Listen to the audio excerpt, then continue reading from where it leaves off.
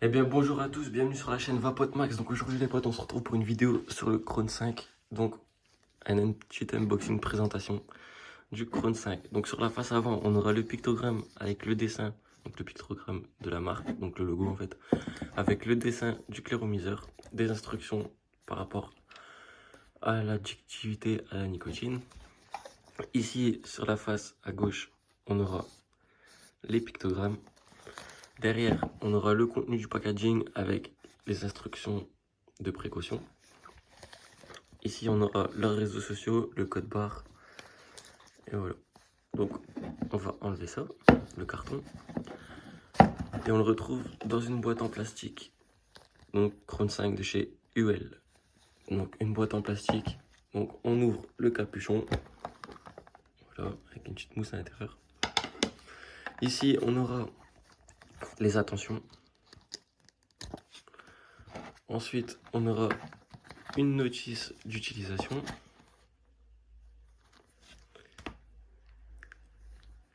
Après, on aura avec ça un kit de joints. Donc des joints de rechange, hein, au cas où il y en aurait un qui devrait lâcher ou qui serait usé. On a, donc ça c'est la version 2 ml, il existe aussi la version 5 ml. Mais même si vous possédez la version en 2 ml, vous pouvez acheter un Pyrex de 5 ml. Alors que là dans la boîte ils fournissent deux Pyrex de 2 ml. Donc ça je comprends pas, mais c'est pas grave. Avec un bouchon pour le drip tip, pour éviter que justement vous ayez de la poussière qui va dans votre clairomiseur. C'est toujours sympa. On a une résistance de rechange.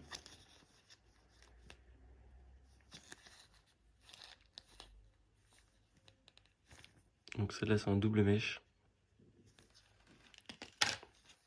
Et ensuite on aura notre clairomiseur. Donc pour le clairomiseur, on va enlever la boîte. Voilà. Donc il se présente comme ceci. Donc moi je l'ai pris en bleu parce que je trouvais plus beau en bleu. Je voulais prendre aussi le jaune mais il n'y avait plus.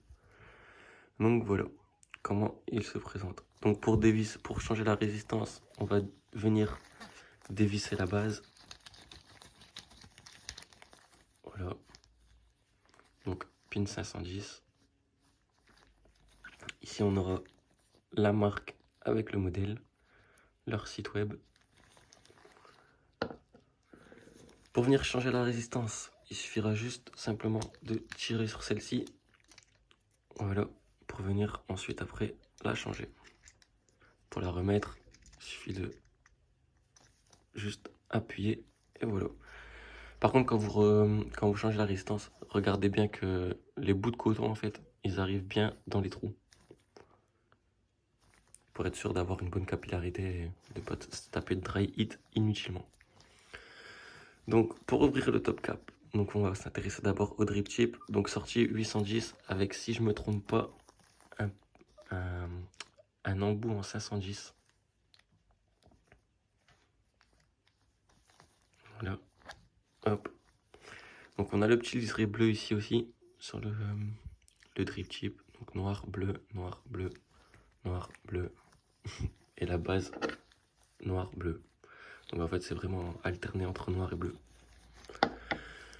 Donc pour ouvrir le top cap, il suffira juste, parce qu'en fait si vous voyez, on peut pas le dévisser comme ça. En fait il tombe dans le vide. Il suffit juste d'appuyer, trouver le cran, faire un quart de tour et voilà, c'est ouvert. Donc ce qu'on peut remarquer c'est qu'ici on n'a pas de joint. Vous allez me dire ouais mais on n'a pas de joint, ça va faire des fuites. Eh ben non, parce que justement, donc ça je vais le poser là, en fait c'est un joint à lèvres ici. Donc pour mettre le liquide, il suffit juste d'entrer la pipette dans le joint. Et voilà. Et normalement, c'est anti-fuite. Je ne l'ai pas encore essayé justement. Mais normalement, si vous le retournez quand il y a du liquide avec le bouchon ouvert, il ne devrait pas y avoir de fuite. Donc on a ici le minimum. Attendez, voilà. Le minimum. Donc c'est ce qu'ils préconisent en fait pour justement éviter aussi de les drailler et avoir toujours une bonne capillarité. Donc voilà. On va remettre le top cap. Pour remettre le top cap, c'est simple. Vous appuyez, hop, là ça retourne dans le vide, donc vous réappuyez, vous chopez le cran et vous refaites un quart de tour. Et voilà. Donc là, il va plus bouger. On a ce petit bruit là, je sais pas si vous entendez. Parce que justement, il y a le mécanisme pour appuyer. Donc ça peut peut-être être embêtant si vous mettez vos lèvres trop près et que ça fait du bruit comme ça. Mais moi, je pense pas que je devrais avoir des problèmes parce qu'en fait, je mets jamais mes lèvres jusqu'au fond. Sachant qu'on a au moins 1 centimètre ici. Donc ça devrait aller. On va remettre la base.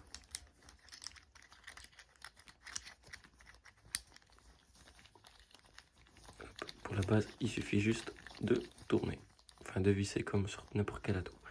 Ensuite, au niveau des airflow, donc airflow réglable, comme vous pouvez le voir. Donc, on aura 3 airflow. Donc, 1, 2 et 3. Donc, 3 airflow sur ce petit clairomiseur. Donc, j'ai prévu d'acheter le Pyrex en bubble, donc en 5 ml. Parce que 2 ml, au final, ben, ça part extrêmement vite. Du coup, surtout sur du mesh en fait.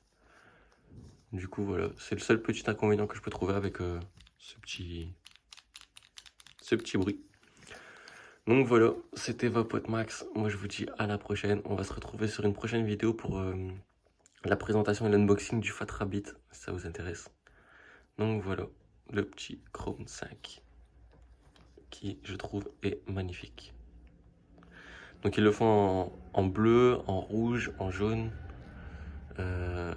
en noir, donc en gunmetal et en SS, je pense. Je suis pas sûr.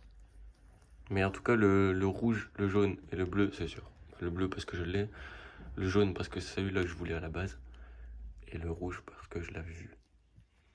Donc voilà, petite vidéo assez rapide pour vous présenter le Chrome 5. Et moi, je vous dis à la prochaine dans de nouvelles vidéos. C'était Vapote Max. Ciao.